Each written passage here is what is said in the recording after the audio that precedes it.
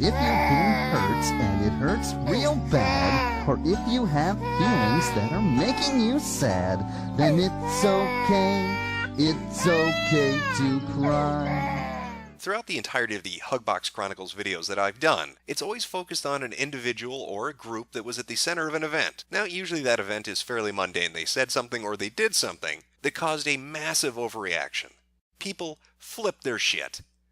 And these videos are dedicated to observing that and talking about it because it's usually very, very entertaining to watch. You get a bunch of people spurging the fuck out and you got a good 20 minutes of entertainment out of it. But never once in any of these videos was I at the center of the Tism storm until today. Now, for those of you that don't know, I recently started a series on my YouTube channel called Deviants. It is a very kind and gentle introspective journey into the different groups and mindsets of individuals that have specific interests on DeviantArt. Well, wouldn't you know it? People flipped their shit. Now, I was up to episode number 3 of this fantastic series, but there are only 2 episodes now currently available on my channel. That is because I was at the center of a massive flagging campaign to get the 3rd one removed. Now, I'll talk about that later on, but I want to start this journey of autism, this adventure of Asperger's. I want to begin it at the beginning. And what better fucking place to begin it than with the YouTube commentary community? You know, I thought that was dead. I don't know how that zombie shambled out onto the ditch that it was put in 4 or 5 years ago, but somehow, it's still walking around. So imagine my excitement when this living dead thing shambled its way on over to me in the form of this amazing video entitled "Kink Shaming Isn't My Fetish, Mister Metokur" by internet freedom fighter Doodletones. So let me get one of the more fun questions out of the way. What is my sexuality? I consider myself to be asexual. Well, fan-fucking-tastic. What a great start to a video. I love me a tranny with a voice changer who happens to tell me every possible second of the day that they're asexual. Gotta get that fact out there. Very important that people know you're asexual. Every fucking moment of the day. As I feel the way he went about this video left a rather sour taste in my mouth. Are you sure that sour taste in your mouth is from my video and not the hormones you're taking right now? Just saying. Already, you're showing me how much you are ready to mock people just because they love the idea of being inflated like a balloon. Yes, I absolutely am mocking them because they want to be inflated like a balloon.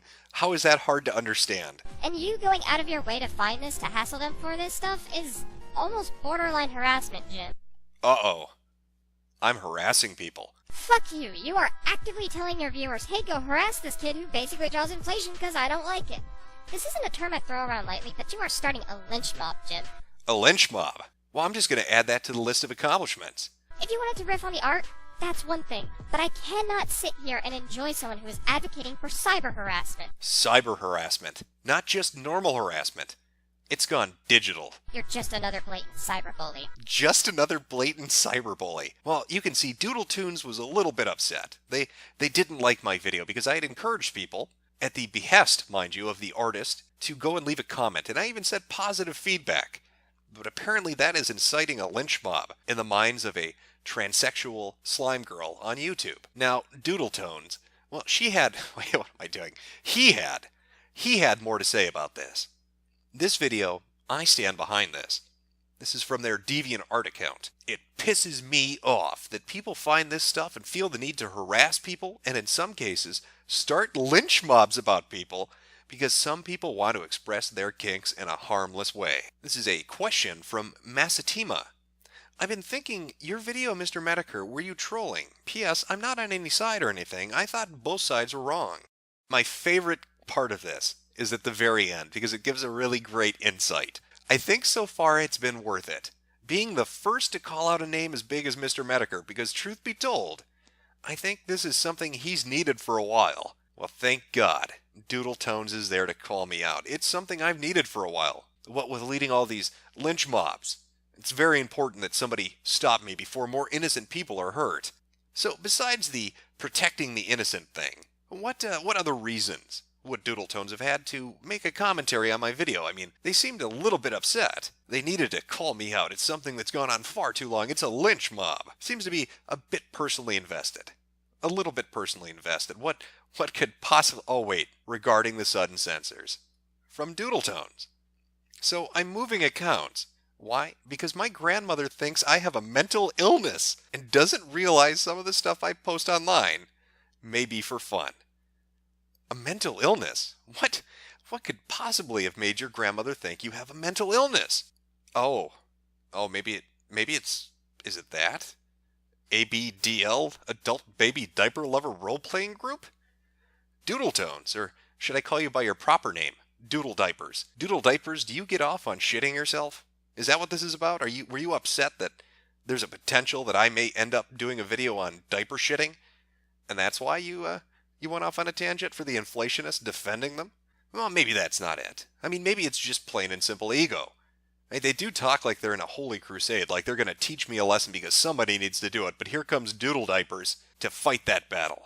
Did you know there's a commentary database wiki? Neither did I. I don't know why it needs to exist, but it does. Now, one of the interesting things about that wiki is Doodle Tones has an article. And the article contains a lot of factual information, how many subs they've had, the different accounts that they've had previously. But one of the interesting things about Doodle Tones' specific entry is who edits it. Somebody by the name of Susie Doodle. I wonder, who could Susie Doodle be? Who could be entering all these different edits on this particular article? Oh wait, why does that sound Oh. Previous channel. Susie Doodle. So, once this video goes up, there's a bit of a reaction. I, of course, have a laugh at it because it's fucking retarded. Everything about it is fucking retarded. But people rally around Doodles. They won't let her diapers die in vain. And we get some fantastic art, like this piece, that one of her friends put up on DeviantArt. I think he might actually be teleporting behind me. 3 teleports behind me. That's what's happening in this picture. That's my lynch mob right there. I'm surrounding Doodle Diapers. Doodle Diapers is going to die. You can tell these people are really high quality banter enthusiasts. They really know how to bring that hot shit. They spit the fire. Like this amazing tweet. Really big mistakes. A fucking sick burn, bro. Fucking sick burn. I wonder who that is. I want to know the master of bants that came up with that. Oh. He looks like a badass. He looks like a badass. My God. My subscriber count. Son of Sparta. More like son of Sparta. Try sticking that giant fucking eraser in your mouth and evening out that speech impediment. Why, what? My what? Twitter was awash with the best of bants coming from the YouTube commentary community and the DA Tartlet community. This about Mister Metokur? He's honestly a piss baby, but it's not just him. He's basically if Retsupre was politically motivated. It's a huge conflict of interest that irks me. Politically motivated. Retsupre. Politically motivated. Retsupre. Conflict of interest. I don't know what the fuck this person's talking about. It's like a word salad. It's a word salad and they're bulimic. And they're just barfing up nonsense. I don't know what the fuck they're talking about. But it wasn't just Twitter. No, it was the comment section of Doodle Diapers' video itself. Now, I went there, as the nice guy that I am, and said, I've heard of this bastard. I know what you're talking about. He's a dangerous individual. And of course, they took it very well. They all took it very well, my presence on that video. But it was one comment in particular that would be the very upper edge, the very tip of a fucking autism motherlode that I was going to crack into. I found the vein that goes deep. And that vein is for no good reason. Hi there, kiddo. I think we got business later. Well, holy shit. I fucked with the wrong individual. Look at that badass. And he's got business with me later. I don't know about that. That sounds a little risky. What kind of business do you have with me, mister? Now, this is a very special individual, and you're going to find out why as we go in depth to explain who the fuck this is and just how autistic they are. Now, our first actual interaction was on Twitter. I had casually said that I needed an adult because some strange man on the internet was talking to me. His response was, "Will you hold my hand in the moonlight?" "No, but I'll hold the rope while they bring you to the tree." As you can tell, we are going to be the best of friends. And in very short order from that tweet going up, he produced a video. Mr. Metokur tells you what you can like for no good reason. Mr. Metokur, I've been told you like a good fight. I've also been told that H-Han blows you. And I see Armored Skeptic there in your comments. Oh, what the hell. I think I'll patron smacking you around on YouTube. Let's see what you can do, kiddo. Well, I do love a good fight. I'm not so sure about 8chan blowing me, though. And I don't know what the fuck Armored Skeptic has to do with any of this. In fact, that seems to be a theme in his video. You're going to notice that going forward. He talks about a lot of unrelated shit, like the first 3 minutes of this video that I cut out completely, which was talking about something completely fucking off topic. Be an art. And just do a search. You would get 139,008 results for inflation, along with the knowledge that God is dead. Yep, another armored skeptic faggot whining about God being dead because his life sucks. Well, I'm a Catholic puddin', let's dance. You know, one of the classic signs of being on the autism spectrum, especially towards the end that used to occupy Asperger's syndrome, was that you can't pick up on social cues and that you also don't get humor. Satire, jokes, it goes right over your head. You take it literally, like taking what I just said as a statement of my non-faith as an atheist, rather than the punchline to a fucking joke. Okay, back when I was 21, I dated a furry. Shocking. Who saw that coming? I better be careful. If I make this too obvious, the armored skeptic is gonna want to blow me too. He sure seems to hate the Armored Skeptic. It's a little bit weird to make a video directed at me where you talk about Armored Skeptic this fucking much. But you put that close enough together for your simple-ass dumpy fuckface fans could come to that conclusion. No wonder 8chan worships you. It's like I'm finally getting the chance to take the piss out of Anon. Oh, buddy boy, this has been a long time coming. Again, I don't know what the fuck this has to do with the cowboard, or Armored Skeptic, or the guy you talked about for 3 minutes at the start of the video. But you should be queuing in on as you're watching this, that for no good reason, has a little bit of a Tism problem. A tiny bit of the Tism. I can't do this anymore. So this is what I'm gonna do. Like when I did with Phantom Menace. You me, hard as you can. You go off and slap the shit out of me. I highly suspect you won't because I noticed that Phantom Menace got all brave on your Twitter. Oh, hillbilly boy, when your hero here doesn't pipe up, I'm about to make an example out of your ass. See you soon. Well, the gauntlet's been thrown. I mean, how can I avoid a challenge? I love a good challenge. And so I offered it to him. You me, hard as you can. Well, I mean, if you insist, I'm always glad to have guests on Metocast. What days work for you? But of course, because for no good reason is a giant walking vagina, he couldn't just do it on his own. After all that shit talk, after a video directly challenging me, after all the comments on Twitter and in the comment section of YouTube videos, he demanded that people come with him. He wanted a backup crew. He wanted his posse to roll along with him onto Metocast. Being the nice guy that I am, I acquiesced. I told him, sure, we can do that. He asked for specific days and specific times. I gave in to that as well. And so an agreement was reached. He was going to finally show me my place. He was going to teach me a lesson I would never forget. The stream was set up. I advertised it. It was going to be at 6 p.m. on a Tuesday. He had his friends that were going to come with him, and we were going to see just how hot his banter was, how good the points he could drive home were going to be. But within a few hours of that agreement, things already started to go south. The first sign trouble was on its way was when he tried to reconfirm the time with me. Now, the reason that would be a problem is because he enthusiastically agreed on the specific time we had set up. And it clearly lists the day, time, and time zone of when that's going to be. More than that, he was retweeting people that were talking about the specific fucking time. And it wasn't just myself that was picking up on these nervous behaviors. This dude is totally going to bail. What a coward. Well, that guy totally fucking called it. We've decided to fuck off, Mang. Have a nice day. This is within 24 hours of agreeing to all his demands, giving him the time he wanted, allowing him to bring people with him, and he decides not to do it. Alright, so here's my official answer. I'm bitching out. You've defeated Mighty 4chan Man. I'm not sure if he calls himself that, if that's like his own little superhero name. Does he call himself Mighty 4chan Man? Is that why he hates me, because he thinks I'm 8chan Man?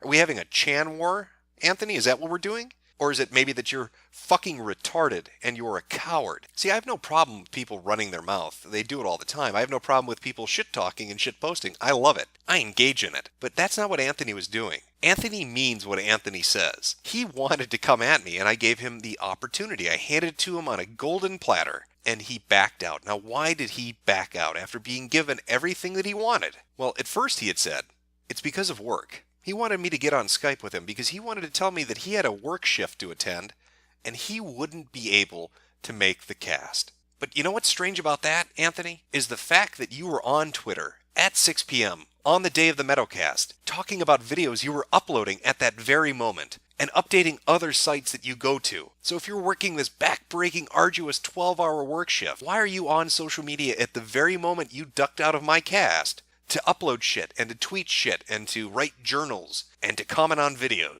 It's almost like that excuse was complete bullshit. But Anthony's not just a massive fucking pussy. He can't accept responsibility for his own fuck-ups. He made himself look like an asshole, and people wrote him very hard for that. When it turned out his bullshit work excuse wasn't going to fly, he tried to cast the blame off himself. And he did that by saying, well, if this person agrees to do a stream with me, I'll do my stream with you, Jim. But if they don't agree, well, then it's their fault I don't show up for your stream. He even went so far as to make a fucking video blatantly saying that. Horse News and Mister Metokur, and this is how it's gonna go. Dear Horse News and Mr. Metokur, recently I've declined the chance to be on Mr. Metokur's podcast. Horse News attempted to shame me down about it, and I turned around and lovingly reminded them that Capper General has dick-tucked my podcast on 2 to 3 offers. So I counter-offered that Capper could agree to come on my show, and I'll go on Mr. Metokur's Tuesday. I seem to recall when we were establishing Duking It Out, you reminded me the terms as follows. As hard as I can. Is what I'm doing underhanded, sneaky, weaselly, conduct unbecoming a gentleman? By all means, you can distance yourself from me. You can say, I, the internet aristocrat, will have nothing to do with you. Do not talk about me. Mr. Metokur, I don't respect or like you. I thought I'd made that abundantly clear, and you seem to return the same tone in kind. I'm not holding to you because you fight feminism or 8chan worships you. I'm sorry that your moral fifis have been hurt and you can go cry on Tumblr now. No, Anthony, my fifis aren't hurt. What's hurt is your credibility, your respectability, is your ability to go online and not be laughed at for being a giant fucking pussy. Your attempt at puppet mastering your way out of this falls flat. Everybody can see through it. This has jack shit to do with Horse News not going on your fucking retarded podcast. Your original excuse was you could not make the podcast because of work. Now, if that was true at all, you wouldn't be willing to come to the podcast because you'd be working. You could never honor this agreement. So this either means you were initially lying about having work in the first place, or you're lying now about being able to show up. So are you a liar, or are you just a simple coward who's looking to make somebody else look bad to avoid looking bad for ducking out on me in the first place?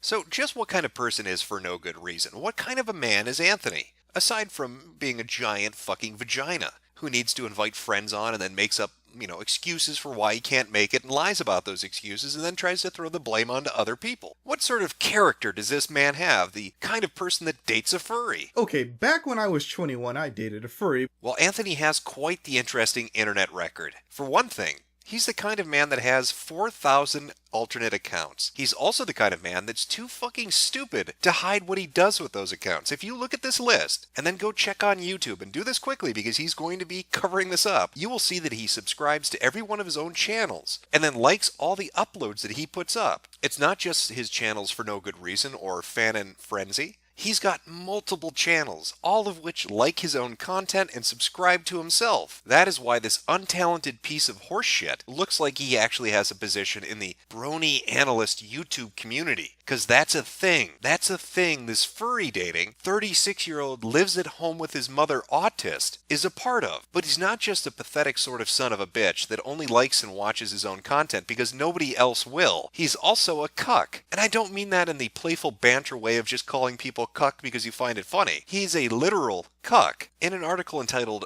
Brone Analyst Bilks CAD $7,432 of booty by beguiling brainwashed bronies by Tweefag, we find out a good deal about who for no good reason is. The article goes in depth covering this, and I will link it in the description. Everything I'm going to be talking about will be linked in the description for you to go and read. But I'll sum it up shortly. There once was a woman who was a brony analyst on YouTube. Somebody threw a pop can at her. This is an artist representation of the incident. Oh my god, so traumatic. So traumatic. Look at that abuse. Well, she needed money to get out of there. I don't know if you've ever had a pop can thrown at you, but it's a fucking traumatic experience. So she began to set up GoFundMes and Indiegogo campaigns to get money to get out of that abusive Pepsi-throwing household. Only it turns out she used the money for shit not related at all to moving out. She went to conventions, she bought shit on fucking Amazon, she wasted the cash on shit, not at all related to why she was gathering it. Do you know who she was dating while this was going on? For no good reason. But the story gets even better.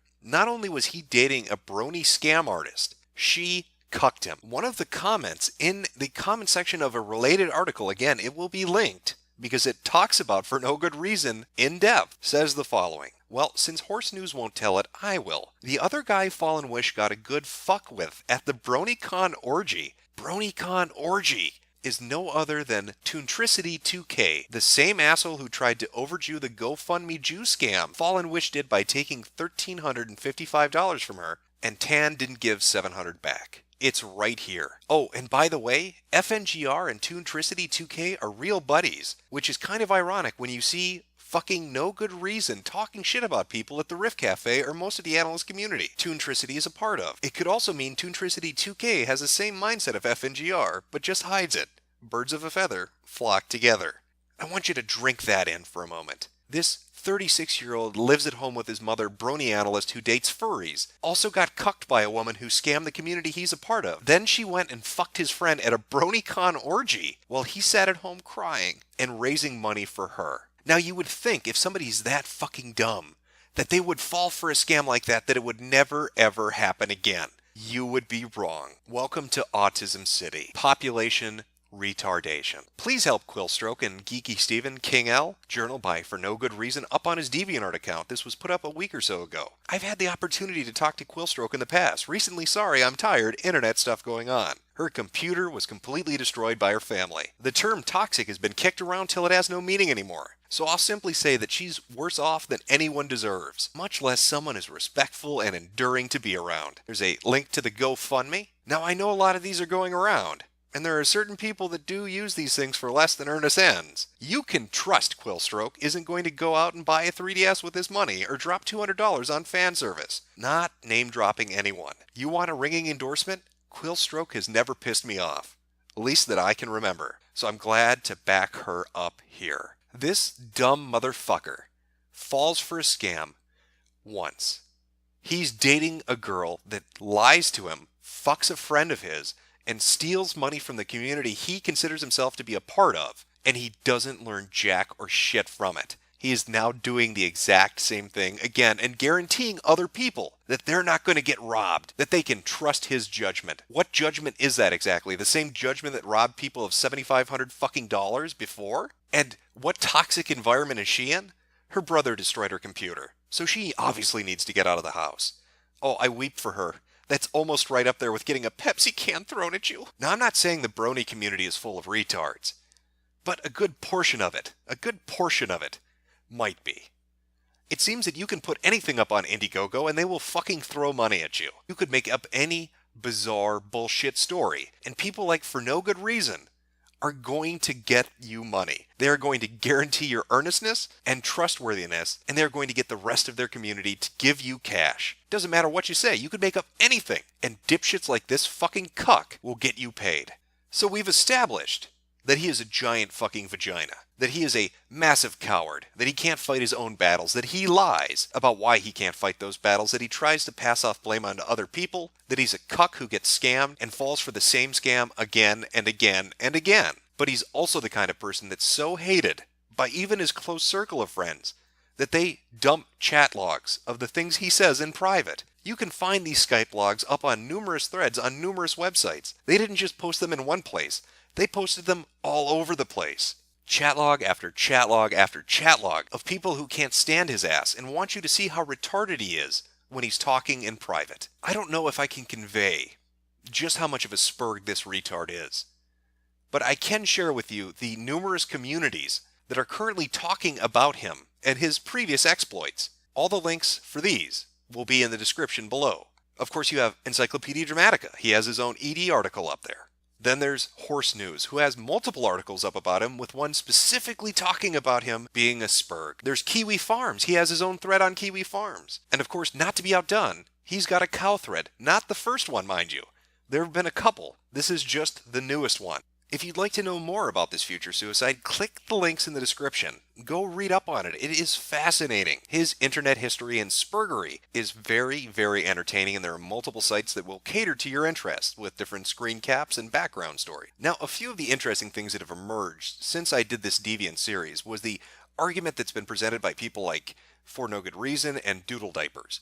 It's this idea that I am harshly attacking somebody, that I am punching down. That's a phrase that I've seen pop up in the comments and in different websites that have talked about the videos themselves. Now, this reminds me of something called troll shielding. Troll shielding, for those that don't know, is the practice of joining a group of people that troll others in an attempt to protect yourself. It's very straightforward. If you don't want to be fucked with, hang out with the people that fuck with other people, because then you're safe. They'll never target you. You're a friend. You're in the in-group. Well, to me, punching down on low-hanging fruit kind of falls into the same camp. It's under a general umbrella of what troll shielding is. With people like For No Good Reason and Doodle Diapers, they're engaged in some weird shit. Doodle Diapers has a diaper fetish. They're in all these different role-playing groups. Anthony fucks furries and gets cucked by brony chicks that run scams. He's got a fat fetish. And so they use this argument of bullying, of harassment. They say you're punching down, that you're picking low-hanging fruit, because they want to create an arbitrary list of the do's and don'ts of what is acceptable and unacceptable in an effort to save their own ass. Because if you're making fun of retards, chances are eventually you're going to make fun of them, because they share quite a few characteristics